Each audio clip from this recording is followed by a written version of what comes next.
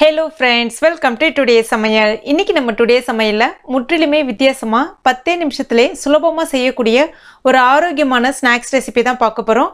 இது முக்கியமா குழந்தைகளுக்கு ரொம்ப பிடிக்கும். நல்ல சூடா செய்து கொடுத்தீங்கன்னா உடனே காலி பண்ணிடுவாங்க. அந்த அளவுக்கு ரொம்ப டேஸ்டியா இருக்கும். இதை இப்ப எப்படி செய்யறது நம்ம பார்க்க ஆரம்பிச்சிடலாம். முதல்ல அதுக்கு ஒரு உருளைக்கிழங்கு தேவைப்படும். உருளைக்கிழங்க நல்லா அவிச்சிட்டு எடுத்துக்கங்க. இப்போ இதை தோல் நீக்கிட்டு இந்த மாதிரி காய் சீவறதை பயன்படுத்திட்டு துருகிக்கலாம். அப்படி இல்லைனாலும் மேஷர் வச்சுருந்தீங்கன்னா அதை பயன்படுத்தி சின்ன கட்டி இல்லாமல் நல்லா மேஷ் பண்ணி எடுத்துக்கங்க. இப்போ துருகுனதை நான் கையால் இந்த மாதிரி மேஷ் பண்ணி எடுத்துக்கிறேன்.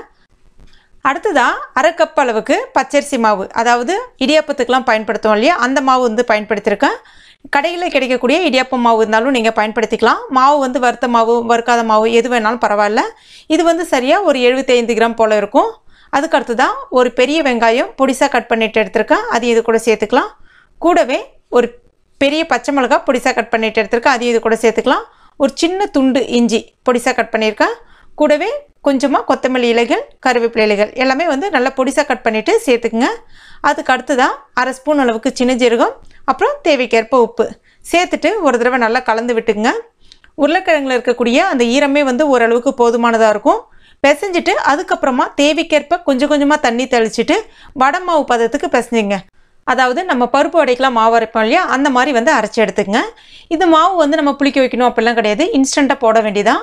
அதற்கு கை வந்து ஃபஸ்ட்டு சுத்தமாக இருக்குது. கொஞ்சமாக எண்ணெய் விட்டுக்குங்க, கையில் தடவிக்குங்க. அதுக்கு அடுத்து தான் ஒரு ஸ்பூன் அளவுக்கு சரியாக எடுத்துக்கங்க. அதுக்கு மேலே எடுக்காதீங்க.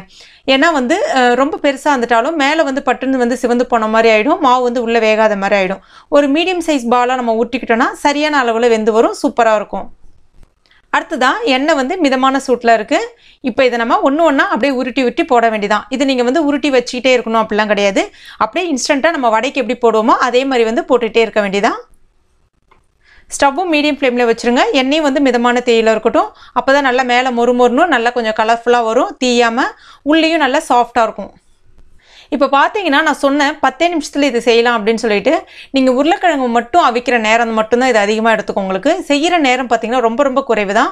இது வந்து நீங்கள் ஈவினிங் டைமில் நீங்கள் குழந்தைங்களுக்கு வரும்போது செய்து கொடுக்கணும் அப்படின்னா உருளைக்கிழங்கு மட்டும் மதியமாக அவிச்சு வச்சுட்டு நீங்கள் ஃப்ரிட்ஜில் வச்சிட்டிங்கன்னா வந்த உடனே குழந்தைங்களுக்கு இன்ஸ்டண்ட்டாக நீங்கள் சூடாக செய்து கொடுக்கலாம்.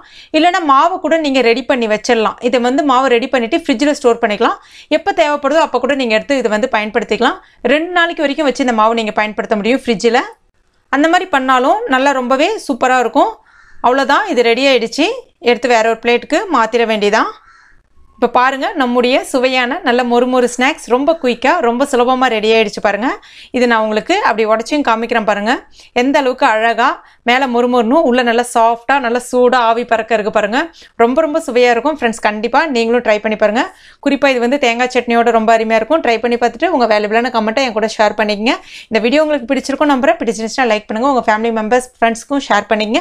மேலும் இது போன்ற டேஸ்டி ரெசிபிகளுக்கு நம்ம டுடே சமையல் இது வரைக்கும் நீங்கள் சப்ஸ்கிரைப் பண்ணாத நண்பர்களாக இருந்தீங்கன்னா உடனே சப்ஸ்கிரைப் பண்ணிங்க. கூடவே மறக்காமல் அந்த பெல் நோட்டிஃபிகேஷன் சிம்லையும் ப்ரெஸ் பண்ணிங்க. அப்போ தான் நான் எந்த வீடியோ போட்டாலும் உங்களுக்கு நோட்டிஃபிகேஷனாக வந்து உடனே நீங்கள் பார்க்க முடியும். தேங்க்யூ.